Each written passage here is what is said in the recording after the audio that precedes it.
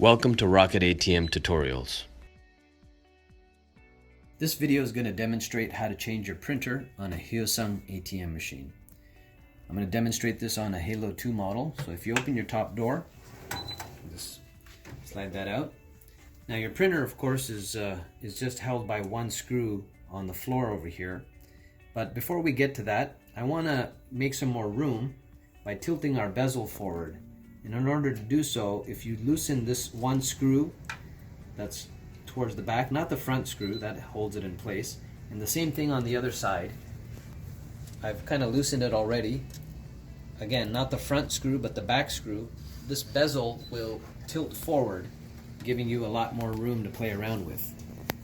And now you can go ahead and shut the power off on the ATM. It's always a good idea. Go ahead and unscrew that screw. I've already loosened it a bit, so there's that.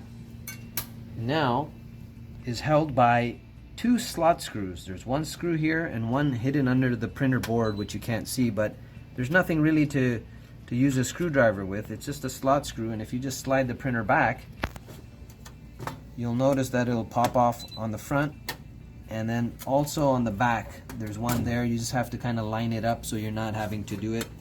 You can't really see that slot, but it's down at the back over there. So that's it. You have your printer, it's movable. You remove your cables from the back, which is pretty straightforward. Pinch it off, and you can now change out your printer. When you get your new printers, sometimes in shipping, the front presenter can get a little bent by going down and up.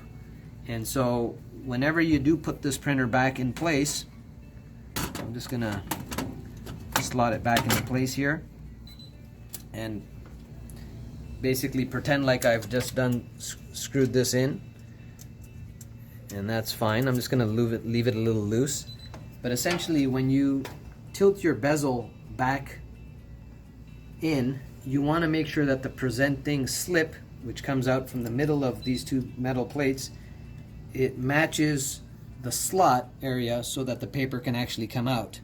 If it goes a little bit too low, then you know you have to bend this a little bit upward very delicately, and you may have to play around with this just depending on how this thing got shipped to you. So you'll notice that if I just do this, the presenter just matches right where that slot is, where the paper comes out. And now that that's done, I can just tighten my printer screw, which holds the whole thing into place nice and tight, and you're done.